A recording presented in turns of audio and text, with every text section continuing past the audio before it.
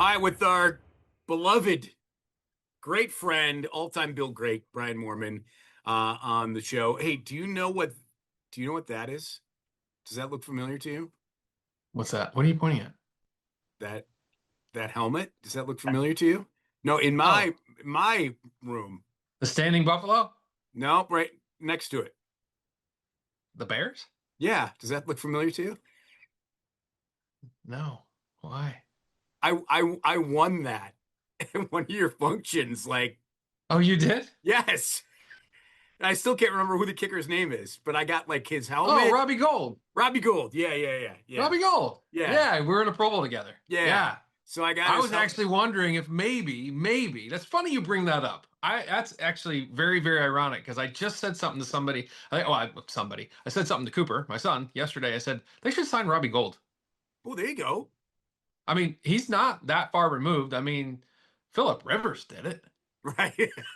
I mean, Robbie would make every kick. I think they should have signed Robbie Gold. Not to take anything away from the kid they signed. That I don't really know much about him, but but certainly would have been a something to think about. I'm sure that I don't know if Robbie's healthy or not, but as far as in shape, but if they needed a punter or something, I'd have been in. Yeah, I've been ready. absolutely. I'd have been Why ready. not? Could Yeah. hold it down. I And I mean, mean, you were it, there. we don't even punt, so. Right. That's right.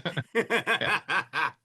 That's hysterical. And plus you're coming to Florida. It's warm. My joints would be okay. Right. I could probably hang in there for a game against the Jags. But That's true. thankfully, Wisnowski is healthy. He's having an awesome year. Yeah. So I'm really certainly better off. Yeah, So for sure.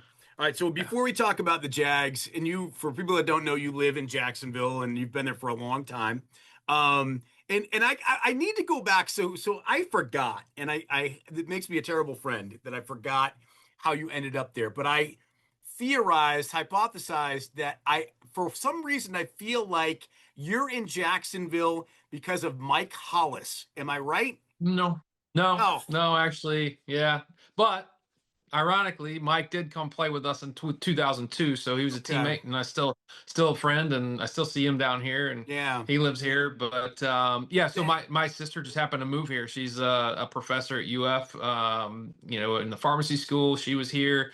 We wanted to go somewhere after the season to warm up a little bit and Yeah. train, and we landed in Jacksonville, and we had visited her and thought, oh, this is a pretty nice place. And so we bought a place here and came back and forth until eventually, and I think, I don't remember what year it was, but we moved to Orchard Park full time and then just kind of visited. And then, when I retired, we came back to visit again and thought this is a good place to settle down.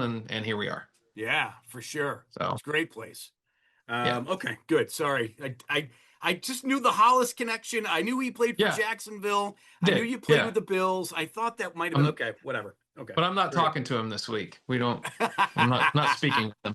That's awesome. Yeah. Um, I want to go back to last week because I know you were in town. Anybody was at the game like I was. I definitely welled up a little bit a couple times during the game. Mhm. Pre, post, and you were there and you were on the field at halftime. It was great to have you be one of that group. And so take me through sort of that day for you and what it meant and what kind of emotions you felt like pre, halftime, post Yeah. being there, having spent so much of your pro football career there.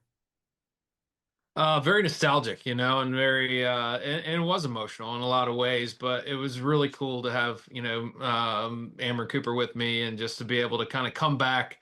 I mean, I remember like yesterday my last game there, and walking out, and I can remember looking up in the stands at my wife and just thinking, okay, this is it. It was a preseason game against Detroit. I had misshit a couple balls, and I knew it was done. I was done. They were gonna move on, and so thinking about that, and that last time I looked at the stadium, knowing that my time was through, and then looking at the stadium now that the stadium's time is through, was very it was emotional. I mean, just to think this was 13 plus years of my life, and of friends and the fans, and just trying to take it all in.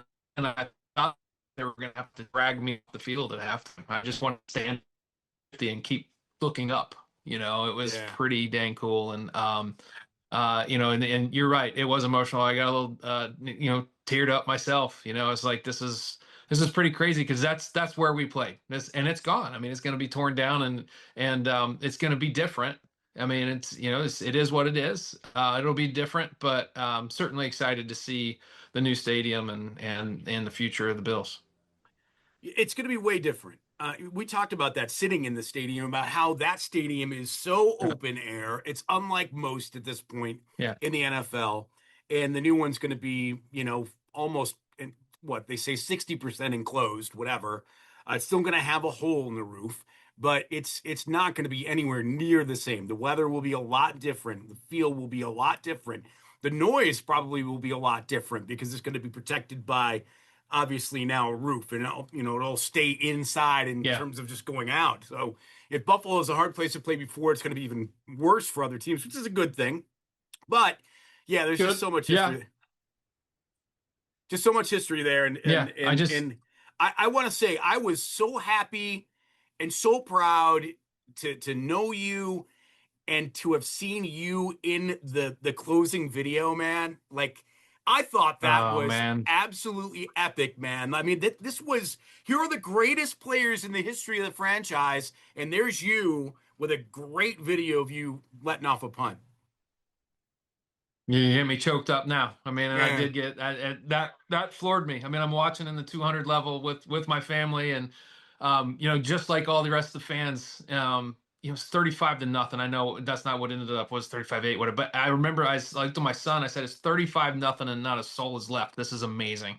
And you know, and then later on to see that, and I never expected to be in that video, not with all the greats that we have on this team. And there it was. I thought, oh my gosh, that's absolutely amazing. I actually asked the Bills to send it to me just so I can keep it, and you know, hopefully show my grandkids one day. yeah, man. But yeah, extreme honor. I mean, that one ranks right up there with just about anything that ever happened to me in that stadium. Yeah, that's Yeah, great, and I'm so happy for you. And you were more than just a player, obviously, in Western New York, and everyone that was around when you were there knows it. So, very proud of you from my perspective, knowing you and calling you a friend, and all of that. I mean, my God, like, really well deserved. I mean, yeah, I mean, you were part of the 50th team, the 50-year team, which is pretty sweet.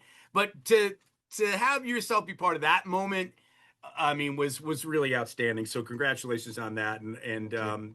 had to be really, really, really a really proud moment for you. So, It was really um, special. yeah.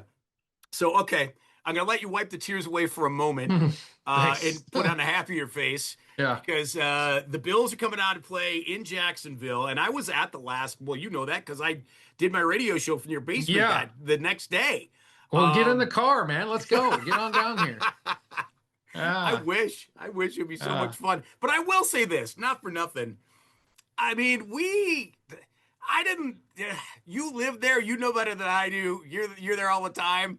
I didn't love my Jacksonville Duval Stadium experience. I didn't love the fans. I don't know. I mean, I haven't been a rival fan in Buffalo, so I can't speak to it that way. Because I feel like Bills fans generally are pretty good to the opponent. They're pretty kind and welcoming. Hey, come on in. That's fine. Root for your team. It's all good. I mean, even when it's, I went to the Kansas City game a couple of years ago. I'm hanging out with Chiefs fans. I don't care. That's your team. You Yeah. you came here from all that way away to see your team. Good for you, right?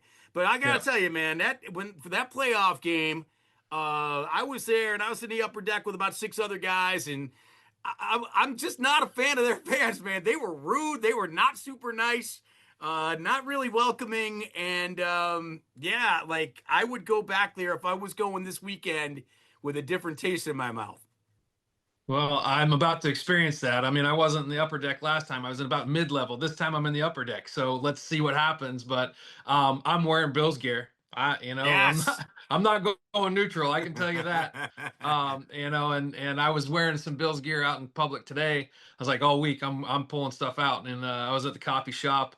A group of firemen walked in, and I was sitting out having a little meeting with a client of mine, and I happened to be my facing inside, and I see them walk in, and they kind of do a double take, seeing I'm wearing my Bills pullover, and they're like, "What?" And then every one of them, jerking their head and turning around, kind of smiling or whatever. And I was like, yeah, it's just fun to see. I mean, I think it's electric around here. Of course, they're excited about the season they're having, and they've been on a good run, and I'm happy for them. Being living here and everything else, and normally I'd root for them, but not when they're playing my Bills. Do, And we're gonna we're gonna see a lot of blue and red down here, and I'm excited for that. yeah, do you bump into any players ever down there? Any Jags players? Are you friendly with Yeah, any of them? Yeah, every now and again, but mostly just at charity events and whatnot, yeah, over the summer. But I don't see a lot of them, but I'm pretty removed from that. But I see them, like I said, in the summer at charity events, especially the specialists. That's yeah. we tend to all gravitate towards each other at charity events and start shooting the breeze. So Logan and Ross and those guys, but and so I'm happy for them. But I wish we were playing the AFC Championship so they could have a couple wins before. But it is what it is. They're just gonna have to enjoy this one moment, and then they can come back next year. All right, so you're closer to the Jags than most people because, look, I know how good they are and I know what they are. I also know what the Bills did to them a year ago. They just walloped them a year ago. And so, all that being said, the Bills typically historically don't play well down there for whatever reason. I know, we'll talk a little bit about this because, I think history, actually, let's go right to it now. History means virtually nothing when it's like day of game, when you're game preparing, right? When you're in the building and you're a player and it's 2026, you don't remember a year ago or 3 years ago or 5 years ago when maybe things didn't go your way with that team, right? You're thinking, hey, this is now, this is this team, that's their Right. team, right? Everything's different. So the history, I know it's a talking point for guys like me and for fans, but in the actual facilities of both teams, they're looking at it as right now, today, right? Yeah. It means nothing what happened in the past. I mean, it really doesn't. And it's easy for us to sit and talk about, or any of the other media folks to talk about. But at the end of the day, you're right. It's what's going on right now, and the team that they are today. And I think we have two good football teams that are going to play on Sunday. Two really good football teams, and certainly, there's some questions. I think special teams wise, right? We have a new kicker. And I think that could play a big role, and I hope that he has a phenomenal game. Certainly trust in the organization for bringing them in, and the right guy and whatnot. But Cam down here is he's hitting 67-yard bombs, and I mean that their field is certainly shorter now to get points, and that could play a role in the game, I think. But and then their defense too has been phenomenal. They've created turnovers left and right this year, and certainly obviously I see a lot of those games too. So they have had a great run. The offense is Trevor's really picked. His game has just gone skyrocketed, and you can tell he's confident. So, but where we I think our obviously our leadership, the guys on our team, 17, and I think with guys on defense with Milano and everybody else, certainly we have some experience over the last few years, and I think that's where we really, at the end of the day, if anything ever goes wrong, like the adversity isn't going to affect us, and I think that we always have a chance. I never see this team quit, right? And no matter what happens, they're in the game, and they're going to come out and they're going to find a way to win in the end. And that's what I feel like is going to happen. I mean, and I really do think, I don't like picking a score, as far as how many actual points it would be, but all I care about is one more, as long as we Yeah, have one more at the end. 100, So, yeah, yeah, I mean, like, well, I started to say and then I interrupted myself like I always do.